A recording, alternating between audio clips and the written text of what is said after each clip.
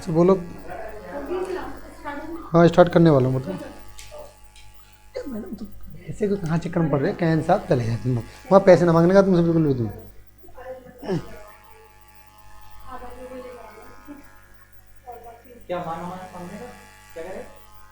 तुम जाकर कैक लीजिए बस, पैसे मत देखिए मुझे। और बताओ वो हमारी मेरी टेंशन है ना।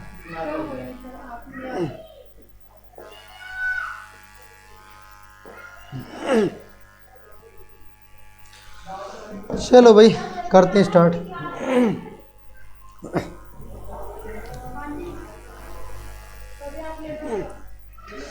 Good afternoon to all my dear students, I am Atul Kumar Masauti and you are watching Nitya Classes. Nitya Classes के इस डिजिटल प्लेटफॉर्म पे एक बार फिर आपका बहुत बहुत स्वागत है।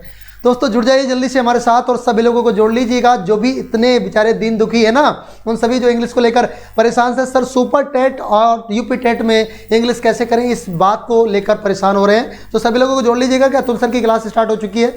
बिल्कुल फ्री क्लास है, ये मानो कि भंडारा चल रहा है, आओ खाओ और चलते जाओ। ठीक है चलिए बहुत बढ़िया। आई होप कि आप लोगों के पास नोटिफिकेशन पहुंच गया होगा और नहीं पहुंचा है तो थोड़े बहुत समय के बाद पहुंच जाएगा। कभी कभी यूट्यूब थोड़ा सा देरी से आप लोगों का रिस्पांस देता है और हम लोग समय को बर्बाद नहीं करेंगे, स्टार्ट करेंगे। और आज का हमारा टॉपिक है पास्ट टेंस, और पास्ट टेंस में हम पास्ट इंडेफिनिट और पास्ट कंटिन्यूस दोनों टेंस को अच्छे से कंप्लीट करने वाले हैं, तो जल्दी जल्दी जुड़ जाइएगा। आकांक्षा देवी जी हमारे साथ जुड़ चुकी हैं।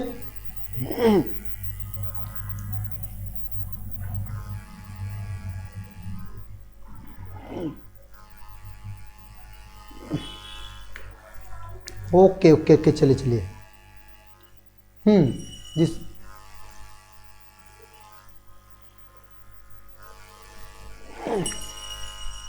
चले करें स्टार्ट। बहुत बढ़िया। देखो जरा भाई पास्ट इंडेफिनिट सेंटेंस को कैसे पहचाने, पास्ट इंडेफिनिट सेंटेंस को कैसे पहचाने, इस बात को लेकर आप लोग परेशान होंगे और मैं इस परेशानी का समाधान आपके सामने आज करने वाला हूं। भाई ये क्या आ गया, ये बेटर है, देख लीजिएगा। लिखो past indefinite tense, past indefinite tense. अगर ये सेंटेंस कहीं पर आता है तो आप लोग कैसे पहचानेंगे, पहचान करने के मैंने हमेशा से 3 तरीके बताए हैं। तीनों तरीके को आप लोग फॉलो कर लेंगे तो आप लोगों से टेंस कोई सा भी हो बचने वाला नहीं है। और उसके बाद सीधा स्टार्ट करेंगे हम क्या, आपका एक्टिव और पैसिव वॉइस। पहला तरीका आपका वही, जो लोग नए जुड़े हुए हैं उनकी जानकारी के लिए बता दूं कि मेरा पहला तरीका है भैया स्ट्रक्चर को जान लो, सेंटेंस का ढांचा कैसा है उसको जान लो, आप लोगों को पता चल जाएगा कि ये टेंस किसके अंतर्गत आता है। दूसरा तरीका है कुछ ऐसी एडवर्ब होती हैं, कुछ ऐसी एडवर्ब होती हैं जिन एडवर्ब को देखने के मात्र से ही आप लोग कह सकते हैं सर जी ये सेंटेंस तो उस वाले टेंस के अंतर्गत आएगा। तीसरा तरीका और सबसे जबरदस्त तरीका तो नहीं कह सकते लेकिन सबसे टिकाऊ तरीका इसको कहा जा सकता है। सबसे टिकाऊ तरीका क्या है, यानी सेंस, उसका अर्थ क्या निकल रहा है। अगर आप लोग अर्थ वही बच्चा निकाल सकता है जिसको ग्रामर की जानकारी हो, जिसको वोकैब की जानकारी हो, जिसको दोनों का कॉम्बिनेशन आता हो। ठीक है चलिए बहुत खूब। अब हम सबसे पहले बात करेंगे स्ट्रक्चर को लेकर। किसको लेकर, स्ट्रक्चर को लेकर। सर जी स्ट्रक्चर में कैसे पहचान करें, स्ट्रक्चर की अगर बात करूं तो पास्ट इंडेफिनिट में सबसे पहले आपको मिलेगा सब्जेक्ट। क्या मिलेगा भाई, सब्जेक्ट मिलेगा। सब्जेक्ट के तुरंत बाद आपको कौन सी फॉर्म मिलेगी, मेन वर्ब की सेकंड फॉर्म, मेन वर्ब की सेकंड फॉर्म और प्लस ऑब्जेक्ट हो सकता है और अदर वर्ड होगा। ठीक है जी बात समझ में आई, यानी पहले सब्जेक्ट होगा फिर मेन वर्ब की सेकंड फॉर्म होगी, ऑब्जेक्ट और फिर अदर वर्ड होगा। अगर ऐसी कंडीशन आपको कहीं देखने को मिलती है तो आप लोग बिना सोचे समझे बिना ज़्यादा समय गवाए आप लोग आंसर कर देना कि आंसर होगा सर जी क्या, पास्ट का इंडेफिनिट। जैसे ही gave me a book, he gave me a book मतलब ही का मतलब subject, he gave me a book. Give की सेकंड फॉर्म होती है गेव। भैया गिव का मतलब होता है GIVE गिव, तो गिव की सेकंड फॉर्म क्या होती है, गिव की सेकंड फॉर्म होती है गेव और थर्ड फॉर्म होती है भैया गिवन। थर्ड फॉर्म क्या होती है, गिवन। तो कौन सी फॉर्म का इस्तेमाल हुआ है, सेकंड फॉर्म का।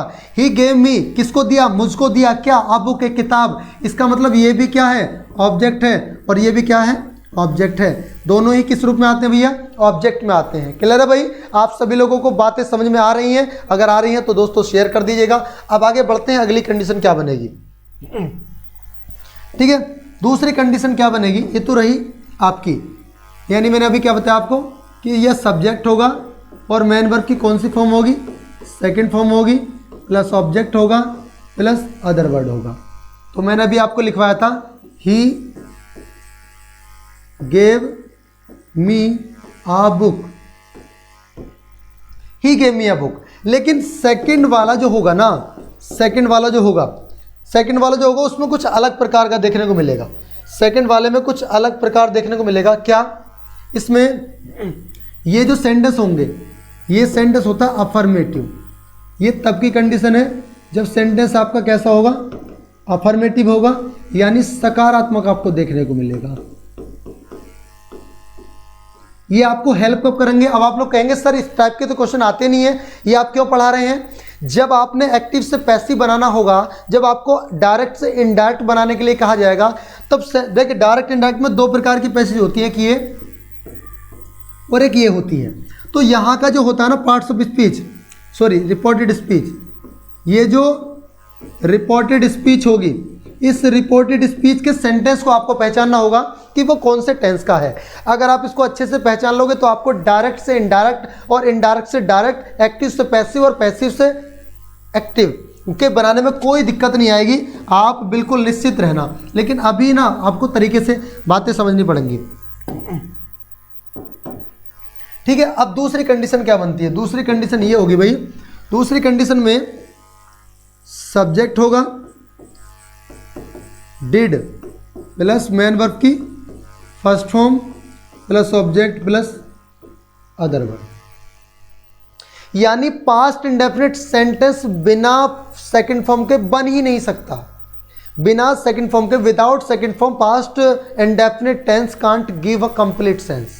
बात समझ में आ रही है? यानी दोस्तों अब आप लोग कहेंगे सर इसमें तो मेन वर्ब की फर्स्ट फॉर्म है, इसमें तो मेन वर्ब की फर्स्ट फॉर्म है। अरे भाई मेन वर्ब की फर्स्ट फॉर्म पता क्यों की गई है? यहां मेन वर्ब की फर्स्ट फॉर्म इसलिए कही गई है क्योंकि इससे पहले जो डू था, मतलब जो डिड है ना, वो डू की सेकंड फॉर्म है। Do, did and done, do, did और डन। मैंने बताया था आपको डू की सेकंड फॉर्म डिड और डिड की थर्ड फॉर्म क्या हो जाएगी भैया? डू की थर्ड फॉर्म क्या हो जाएगी? डन हो जाएगी। तो जब सेकंड फॉर्म यहां आ गई, ये कौन सी फॉर्म है? सेकंड, तो ये तो मेन वर्ब की फर्स्ट फॉर्म में लगानी होगी। क्लियर है? जैसे अब ये कौन सा सेंटेंस हो गया? ये हो गया भैया नेगेटिव सेंटेंस। Negative sentence. तीसरा इसमें सेंटेंस जैसा आ सकता है, he did not give me a pen yesterday. कौन सा डे भाई? यस्टरडे। मतलब he did not give me a pen yesterday, he did not give me a pen yesterday. तो इसमें भैया डिड आ गया नहीं आ गया? डिड के साथ मेन वर्ब की कौन सी फॉर्म आ गई? सर जी फर्स्ट फॉर्म आ गई। ठीक है, और एक और बात आपको बता दूं, इसमें आ गया भैया यस्टरडे। तो ये कुछ ऐसी एडवर्ब हैं जिनको देखने मात्र से आप लोगों को ये पता लग जाएगा कि सर जी इसका जो ये जो टेंस है ना, ये टेंस आपका पास्ट के इंडेफिनिट का होगा। किसका होगा? पास्ट के इंडेफिनिट का होगा। अब एक बात और समझ लीजिएगा यहीं से, तीसरी बात भी समझे जो मैं आपको तुरंत बता रहा हूं। तीसरा सेंटेंस कैसे हो सकता है? तीसरे टाइप का सेंटेंस जो हो सकता है वो आपका होगा, पहले तो आएगा डिड, आपका यहाँ डिड दिया होगा, प्लस सब्जेक्ट होगा, प्लस अगर नोट है तो नोट हो सकता है और नहीं है तो नोट नहीं भी हो सकता। मेन वर्ब की फर्स्ट फॉर्म प्लस ऑब्जेक्ट और प्लस अदर वर्ड और क्वेश्चन मार्क। दूसरा क्या हो सकता है, यानी नंबर 4 पे एक स्ट्रक्चर हो सकता है, question word plus helping verb, और हेल्पिंग वर्ब में क्या आएगा? आपका डिड आएगा। डिड में उसके बाद आपका सब्जेक्ट, और अगर नोट है तो नोट लग सकता है, नहीं है तो नहीं लगेगा, plus object plus other word और क्वेश्चन मार्क। यानी ये दो स्ट्रक्चर आपको और देखने को मिल सकते हैं, ये दो स्ट्रक्चर आपको और देखने को मिल सकते हैं। और दोनों स्ट्रक्चर पे सेंटेंस आपके कैसे होंगे, जैसे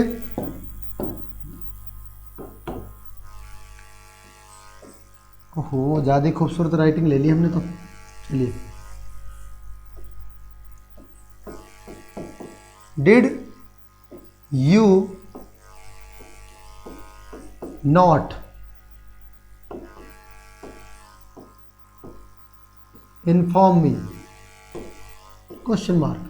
मतलब डिड आ गया, डिड के साथ आने वाली जो मेन वर्ब की फर्स्ट फॉर्म आएगी, यानी did you not inform me, आपने मुझे जानकारी, क्या तुमने जानकारी मुझे नहीं दी थी, क्या तुमने जानकारी मुझे नहीं दी थी, कुछ इस टाइप का आएगा। दूसरा, why did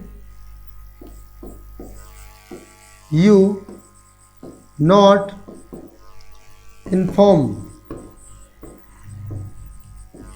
me, why did you not inform me, मतलब तुमने मुझे इन्फॉर्म क्यों नहीं किया था, तुमने मुझे इन्फॉर्म क्यों नहीं किया था। तो ये सारी कंडीशन पता क्या बनती है, ये बनती है स्ट्रक्चर के अकॉर्डिंग। किसके अकॉर्डिंग बनती है, स्ट्रक्चर के अकॉर्डिंग। सर जी टीजीटी की क्लास चलती है, मृत्युंजय भारती जी अभी तो टीजीटी का मैं नहीं करा रहा हूँ, हालांकि टीजीटी पीजीटी सभी की चलती है, लेकिन अभी कोई टीजीटी का बैच नहीं है। बीच में चला था टीजीटी के जो फॉर्म थे वो थोड़ा सा पोस्टपोन होने की वजह से उसको भी हमने बैच को पोस्टपोन कर दिया था, हालांकि टीजीटी की क्लास यहाँ कंटिन्यू चलेगी, आपको मिलेंगी, ठीक है। अब देखो सर जी, एक कुछ शब्द होंगे ऐसे, कुछ ऐसे शब्द होंगे, सम वर्ड्स, जिनको आप देखते ही ये कह दोगे सर जी ये जो वर्ड है ना, ये जो सेंटेंस है ये पास्ट के इंडेफिनिट का है। कैसे, जैसे आपके सामने आ गया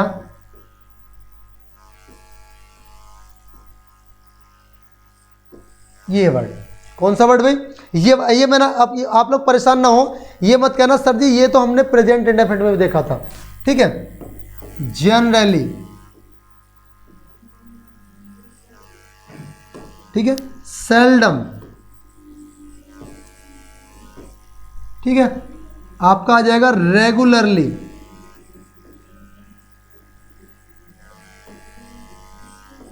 ऑफनली या ऑफन आ जाएगा, ऑफन, OFTEN आएगा, ऑफन, ठीक भाई। यस्टरडे,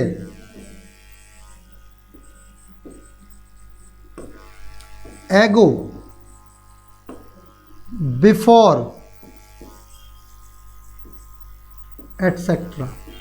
अगर ये वर्ड आपको कहीं भी लिखे दिख जाए, ये वर्ड आपको कहीं भी लिखे दिख जाए तो भैया, और इनके साथ अगर मैं आपको बात करूं, या तो मेन वर्ब की सेकंड फॉर्म होनी चाहिए, मेन वर्ब की सेकंड फॉर्म, या आपको लिखित होना चाहिए डिड। अगर इनके साथ मेन वर्ब की सेकंड फॉर्म है और डिड है तो ये कंडीशन किस में बनेगी भैया, ये कंडीशन किस में बनेगी, ये कंडीशन बनेगी पास्ट के इंडेफिनिट सेंटेंस में, पास्ट के इंडेफिनिट सेंटेंस में। पहचान लोगे भाई, ये किसका होगा, पास्ट इंडेफिनिट सेंटेंस। कौन सा होगा भैया, पास्ट इंडेफिनिट सेंटेंस। यानी अगर किसी सेंटेंस में occasionally, generally, seldom, regularly, often, yesterday, एगो, बिफोर और एटसेट्रा, ये सभी वर्ड आते हैं और उन वर्ड के साथ अगर हेल्पिंग वर्ब डिड या मेन वर्ब की सेकंड फॉर्म आ जाए तो ये मान लेना कि सेंटेंस कौन सा है, पास्ट इंडेफिनिट का सेंटेंस है। जैसे I went to Delhi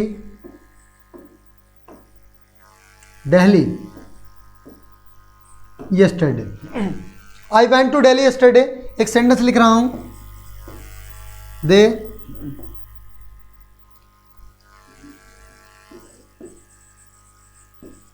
came here every Sunday. Next, ये भी एक,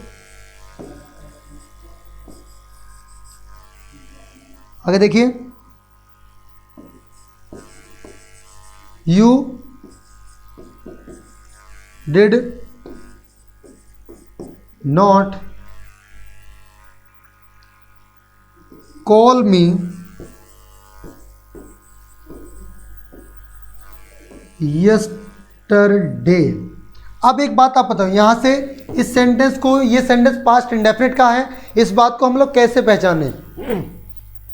आई went to Delhi yesterday, I went to Delhi yesterday, मतलब पहली बात तो इसमें क्या आ गया, यस्टरडे आ गया। जिसमें यस्टरडे आ जाएगा वो प्रेजेंट का तो हो ही नहीं सकता, वो गया तो पास्ट का होगा। और पास्ट में भी इसके साथ कौन सी फॉर्म आ रही है, पास्ट में भी इसके साथ कौन सी फॉर्म आ रही है, मैन वर्ब की सेकंड फॉर्म। यानी मैन वर्ब की सेकंड फॉर्म के साथ अगर यस्टरडे आ रहा है तो सेंटेंस हमारा कौन सा होगा, पास्ट का इंडेफिनिट। अब देख लीजिए इधर आ गया एवरी संडे, एवरी संडे के साथ हमारा आ गया कैम, और आपका होता है कम, कैम और कम, ये होती है सेकंड फॉर्म। कौन सी फॉर्म होती है, सेकंड फॉर्म। तो आपका कौन सा होगा, पास्ट का इंडेफिनिट सेंटेंस होगा। Next, you did not call मी, आपने मुझे कॉल नहीं करी, भैया डिड आ गया, डिड के साथ मैन वर्ब की कौन सी फॉर्म आ गई, फर्स्ट फॉर्म आ गई, और यहां भी क्या आ रहा है, यस्टरडे। ठीक है, तो यस्टरडे किसको दर्शाता है, कल को, और कल भी कौन सा हुआ, बीता हुआ। बात समझ में आई भी, कैसे पहचान सकते हो, बात समझ में आ रही है कि आप लोग इसको कैसे पहचान सकते हो, ये आप नोट कर लो, फिर मैं बढ़ता हूं आगे। चलिए, आप लोगों ने स्क्रीनशॉट ले लिया होगा, फिर हम बढ़वा आगे। देखिए नेक्स्ट बात, अगर इट इज द टाइम या इट्स हाई टाइम आता है, अगर ये आते हैं तो इनके बाद ना हमेशा मैन वर्ब की सेकंड फॉर्म यूज होगी, सेकंड फॉर्म यूज होगी। ठीक है, लेकिन एक बात तो बताऊं, लेकिन यहां लिख लीजिएगा, लेकिन यदि इनके तुरंत बाद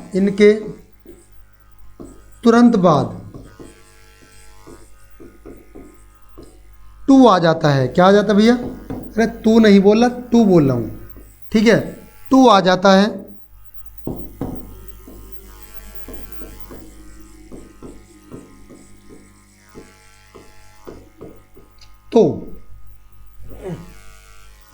तो मैन वर्ब की फर्स्ट फॉर्म का ही यूज किया जाता है, यूज किया जाता है।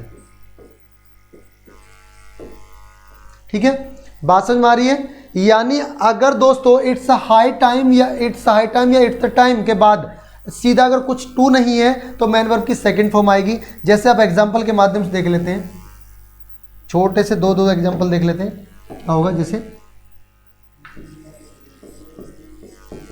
इट्स हाई टाइम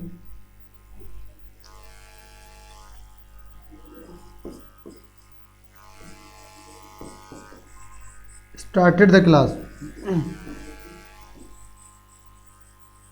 एक सेंटेंस ये रहा, it's high time to start the class. ठीक है भाई, यानी यहां से एक चीज हमारे समझ में आ गई कि सर जी अगर इट्स हाई टाइम के तुरंत बाद अगर स्टार्ट आता है क्या दिक्कत बन रही है, देखते स्टार्ट नहीं आता, मतलब यह क्या, मैन वर्ब की सेकंड फॉर्म। कौन सी फॉर्म आएगी, मैन वर्ब की सेकंड फॉर्म। लेकिन इसके तुरंत बाद अगर टू आ जाता है तो टू के आने से यहां मैन वर्ब की कौन सी फॉर्म, फर्स्ट फॉर्म यूज होगी, मैन वर्ब की फर्स्ट फॉर्म यूज होगी। ठीक है भाई, क्लियर है सभी का। आगे बढ़े, तो ये तो था हमारा प्रेजेंट पास्ट का इंडेफिनिट, ये था हमारा पास्ट का इंडेफिनिट। लेकिन अगर हम पास्ट के कंटिन्यूअस की बात करें, पास्ट कंटिन्यूअस,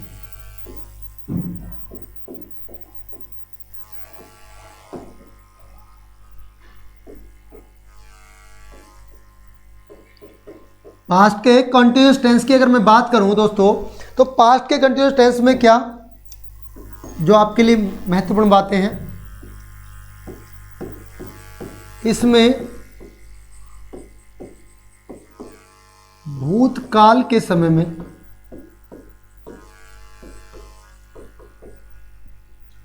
कार्य का जारी रहना पाया जाता है,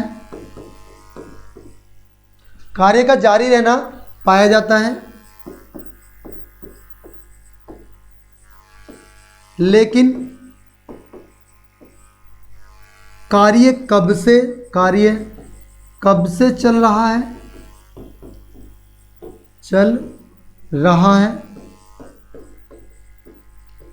और कब तक चलेगा इसकी जानकारी नहीं होती, इसकी जानकारी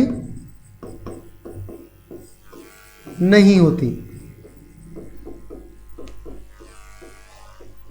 पहली बात, ठीक। अब इसकी जानकारी नहीं होती, जैसे अब एक सेंटेंस लिख रहा हूं आपके सामने, वह गाना गा रही थी। वह गाना गा रही थी, कब से गा रही थी वी डोंट नो, कब तक गाएगी वी डोंट नो, ठीक है। तो एक बात और आपको बता दूं, वाक्यों के अंत में, वाक्य मतलब हिंदी वाक्यों के अंत में, हिंदी वाक्यों के अंत में भैया क्या था, की थी, के थे,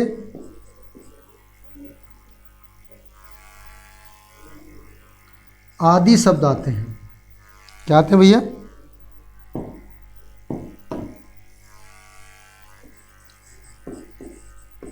आदि शब्द आते हैं, ठीक है। या अगर इससे अलग भी अगर मैं बात करूं, इससे अलग बात करूं, जैसे या, ई और ये आ सकता है हिंदी में, या ई, ए और आ, ये भी आ सकते हैं भाई। कैसे आ सकते हैं? ये कैसे आ सकते हैं, इस बात को समझे कि कैसे आ सकते हैं ये वाली बातें, यानी पास्ट कंटिन्यूस में एक बात कैसे आ सकती हैं। देखिए, अरे यार सुनो एक मिनट को, सॉरी मैं भूल गया कि मैं कॉन्टिन्यूस पे आ गया था, उसके लिए आई एम रियली सॉरी। आप लोग ये ना समझे कि यार मास्टर जी तुम तो गलत पढ़ा रहे हो, ठीक है। हिंदी पहचान, हिंदी में इनकी पहचान कैसे होगी कॉन्टिन्यूस की, सॉरी, रहा था, रही थी, रहे थे आदि, इन शब्दों से इसकी पहचान होगी भैया, इन शब्दों से इनकी पहचान हो जाएगी, इन शब्दों से इनकी बिल्कुल पहचान हो जाएगी। चंदन रोज जी कर कितने बजे से? भाई हमारी क्लास मॉर्निंग में होती है 12 बजे से, 12 से हमारी क्लास 1-2 बजे तक भी चल जाती है, और हमारी शाम को क्लास होती है 3 बजे से। तो ये था पास्ट कंटिन्यूस। पास्ट कंटिन्यूस में क्या भैया, इसमें भूतकाल के समय मतलब जो समय बीत गया है, कार्य का जारी रहना पाया जाता है, लेकिन कार्य कब से चल रहा है और कब तक चलेगा इसकी जानकारी नहीं होती। जैसे वह गाना गा रही है, वह गाना गा रही है, वह गाना गा रही थी, वह गाना गा रही थी, तो कब से गा रही थी कोई पता नहीं, कब तक गाया होगा कोई पता नहीं, ठीक है। यानी रहा था, रही थी, रहे थे, ये तो होगी हिंदी की पहचान। लेकिन आपको सुपर टेट और सी टेट और यूपी टेट में भैया हिंदी नहीं आएगी। जब हिंदी नहीं आएगी तो सर जी फिर क्या आएगा? इंग्लिश टू इंग्लिश ही पूछा जाएगा, और जब इंग्लिश पूछा जाएगा तो आप कैसे जवाब दोगे भी? देखो कैसे, पहले देख लेते हैं स्ट्रक्चर के आधार पे।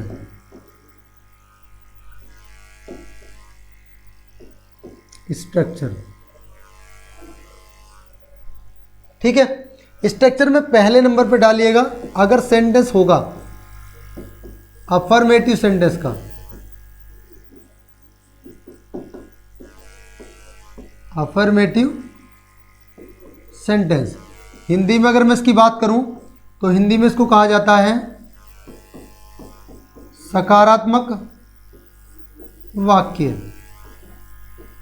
यानी इसमें केवल और केवल बात को सकारात्मक रूप से बताया गया होगा। जैसे मैं आपके सामने एक सेंटेंस लिख रहा हूं हिंदी में, वह कल बाजार जा रही थी।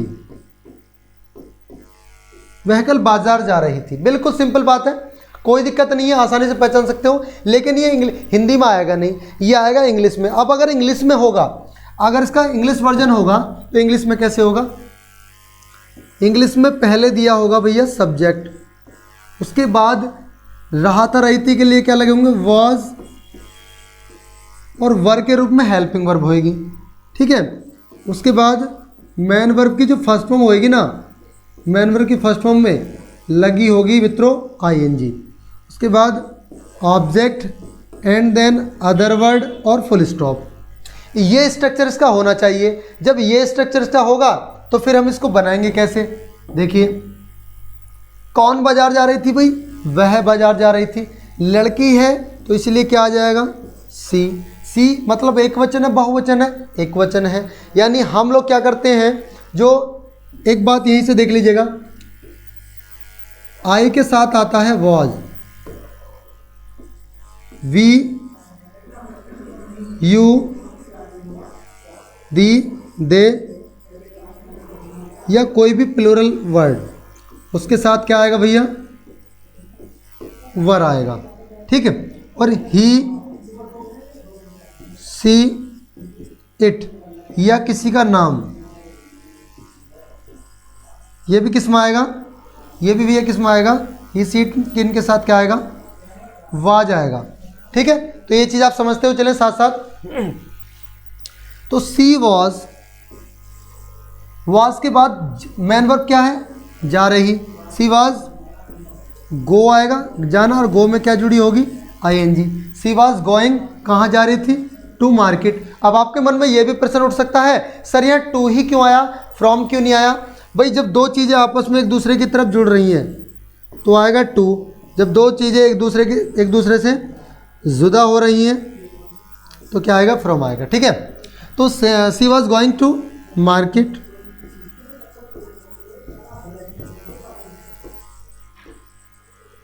यस्टरडे।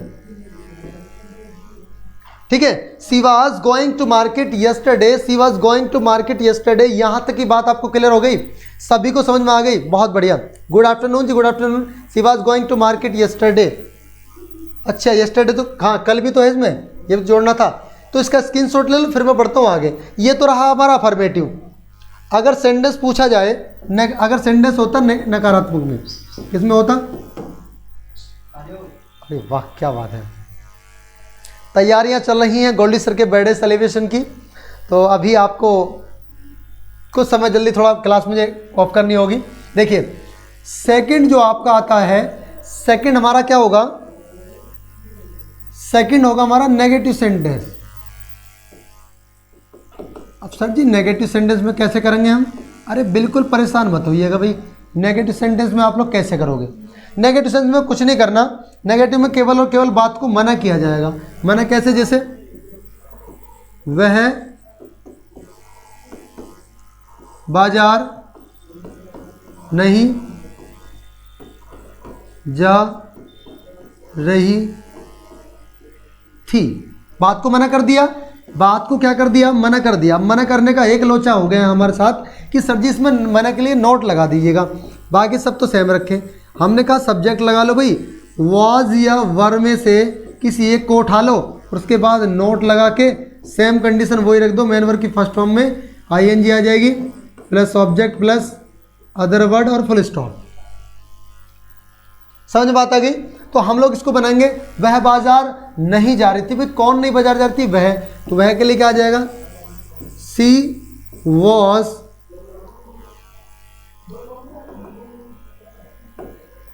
देखो इधर, अब थोड़ा अलग कलर चेंज कर लें। सी वॉज नॉट, अब पहले जा रही थी अब नहीं जा रही है, she was not going to market, वह मार्केट नहीं जा रही थी। क्लियर होगा सभी का? यानी अगर आपको इंग्लिश में मिलेगा तो इंग्लिश में ये वाला सेंटेंस देखने को मिलेगा और स्ट्रक्चर होगा ये वाला, हिंदी में मिलेगा तो हिंदी में आपको इस तरीके की स्थिति आपको देखने को मिलेगी। अब बढ़ते हैं, क्या तीसरा तरीका भी होगा सर जी? हाँ, तीसरा तरीका भी होगा। तीसरा होगा, तीसरा एक सेंटेंस आता निकलकर हमारे सामने उभर कर बोलता सर जी मुझे भी पढ़ा दो। अरे तुम्हें पढ़ाएंगे भैया। ये आ गया yes no type. Yes no type क्या है भैया? यस नो टाइप वे उस प्रकार के क्वेश्चन होते हैं जिनका उत्तर हमें हाँ या ना में मिल जाता है। ठीक है, क्या उसने चाय पी थी? नहीं।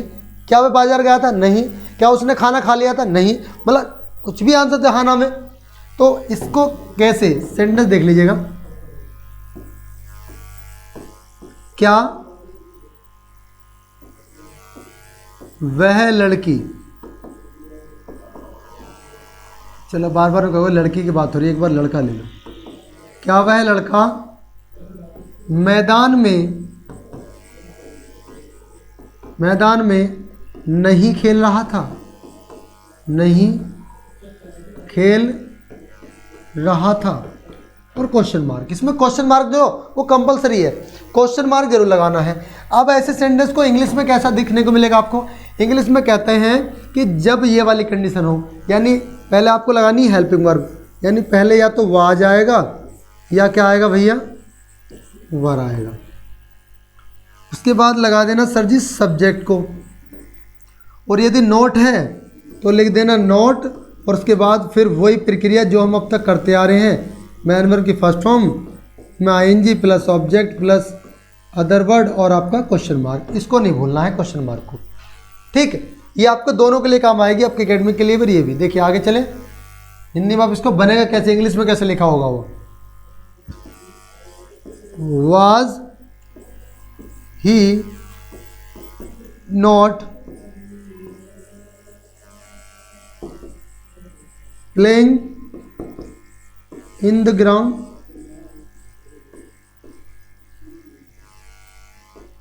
Question mark. बिल्कुल सिंपल वे में समझा रहा हूं, बिल्कुल सिंपल वे में, इससे ज़्यादा आसान तरीका और कुछ नहीं है। बच्चों की तरह समझा रहा हूं, जो बिल्कुल छोटे छोटे बच्चों को पढ़ाता था ना मैं, बिल्कुल उस तरीके से समझा रहा हूं। ये आगे आपका yes no type interrogative, yes no type interrogative.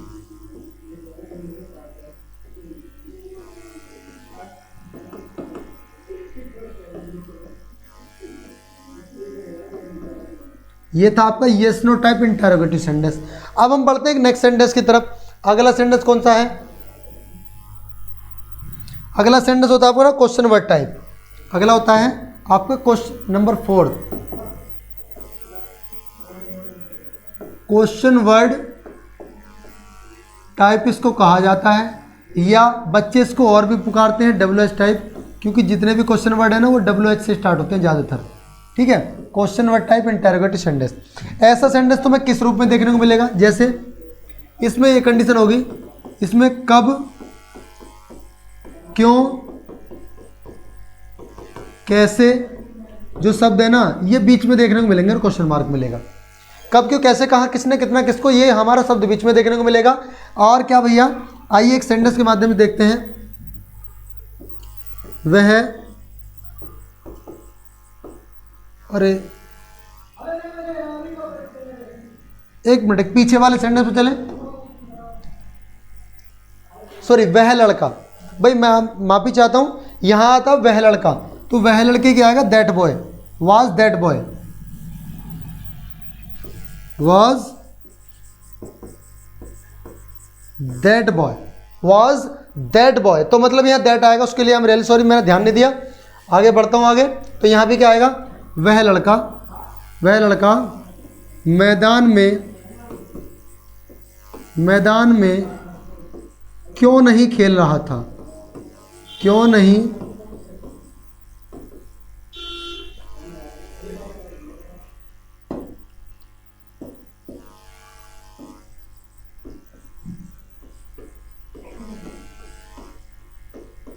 रहा था?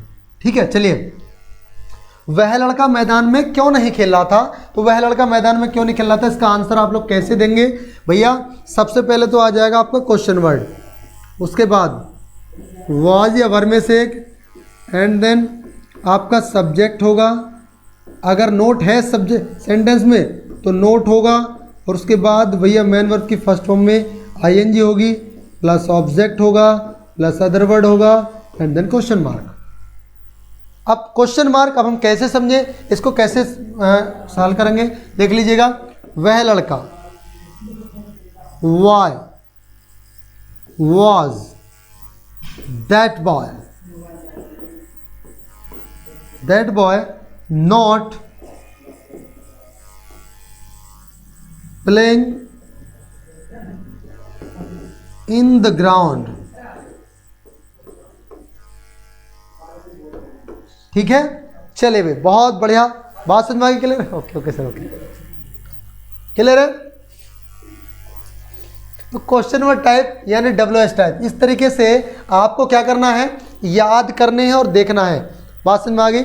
यानी हम लोग एक बात देख रहे हैं और लगातार चलो बुलावा आ रहा है गोल्डी सर के बर्थडे सेलिब्रेशन का, तो समय सीमा समाप्त हो चुकी है, तो क्लास को जल्दी समाप्त करेंगे जिससे कि अगली क्लास लेट ना हो और उससे पहले हम उस कार्य को कर सकें जिस कार्य के लिए हमें बार बार याद किया जा रहा है। ठीक है, बात ये आपके हो गए भैया प्रेजेंट, पास्ट इंडेफिनिट और पास्ट कंटिन्यूअस टेंस को मैं करा चुका हूं। आई होप कि आप लोगों को समझ में आ गया होगा। Thank you so much for watching this live session till now, और मिलते हैं अगली क्लास में पूरे दमखम के साथ। तब तक के लिए जय हिंद, जय भारत, खुदा हाफिज।